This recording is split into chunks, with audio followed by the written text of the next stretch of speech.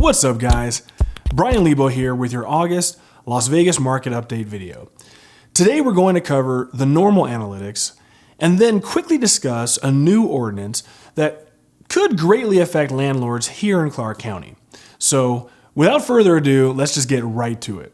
Okay, first up, let's see how sales did last month. We managed to bounce back in a massive way in July. We sold 3,003 homes.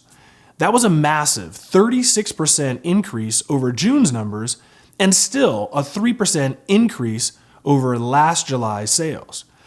Considering unemployment and everything that we've endured this year, you have to look at that number with just sheer and utter amazement. Okay, next up, let's see how sales translated into the median price. As you can see, we broke the median price record again last month with a value of $328,000. This equates to an amazing 8.3% increase in value over last July's median price of only $303,000. Again, the numbers simply defy logic under the current conditions. All right, next up, let's take a peek on our inventory levels. As you can see on the screen now, inventory dipped about 8.5% to end July with just under 5,000 homes on the market. Now, while that's factually true, I should also add that things seem to be cooling off a little bit already. As of the time of this shoot, the inventory has risen by a tiny bit 3 weeks in a row. Now that's in comparison to 9 straight weeks of heavily depleted inventory coming out of quarantine. So, moral of the story here is that it appears the inventory levels are finally starting to kind of plateau out on us. Okay, now let's check in on that new metric I started 3 months ago. We're talking now about housing absorption. Now this tells us how different price ranges are performing.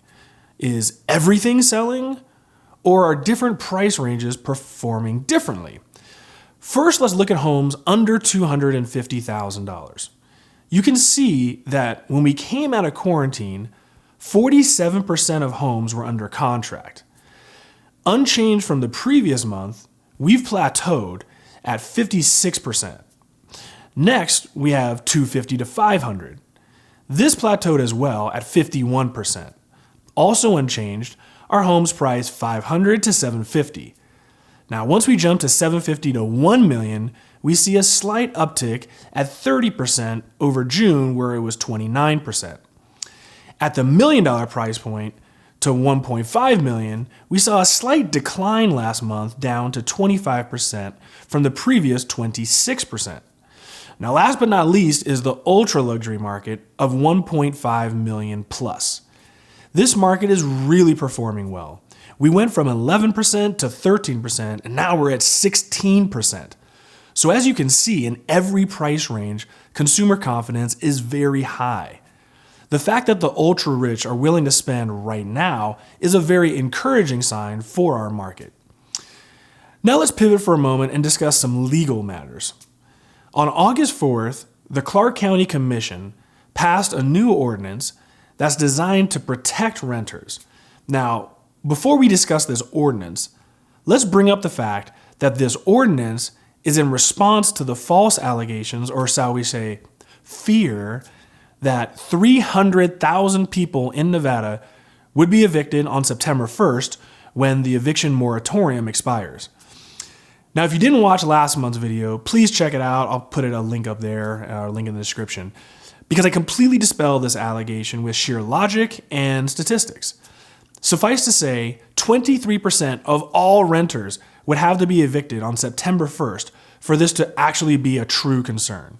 Now, you don't have to be a real estate expert to realize that 23% is an insanely false number by a long stretch. Most property managers I spoke to claim delinquencies are about double right now from the norm. But even that number is only about 7%. Of those 7%, most are actually trying to work out repayment plans to avoid an actual eviction. But back to the topic actually at hand. As you can imagine, there are laws to protect prospective tenants from being discriminated against. Now, we're talking race, religion, gender, disabilities, you name it. I think we can all agree that these are sound policies. Well, now you can add verifiable income and evictions to that list of discriminatory practices. You heard me right. Under this new ordinance, a landlord cannot discriminate against an applicant who is on unemployment since they still have verifiable income. Additionally, you cannot discriminate against an applicant who is just evicted. Just when 2020 couldn't get any more insane, well, here you have it. Now, look, I have empathy for people on furlough and for people who lost their jobs. Please do not take this the wrong way. But who's the absolute worst type of tenant you could possibly rent to? I mean, I would say someone with either no job or a lack of steady work. Beyond that, what's worse than a person who was just evicted? I mean, what person in their right mind would rent to a person who just failed to pay their rent? I mean, it's hard to get a job at McDonald's if you just got fired from Burger King yesterday, right? If you're telling me that I have to lease my property to someone with no job and who just got evicted, then who the hell can't I rent to? I guess that only leaves people who exhausted all their unemployment benefits and just got evicted. I mean, I'm joking, but not really. All I can think here is that this is just politics being played out, because this ordinance is just complete and utter bullshit.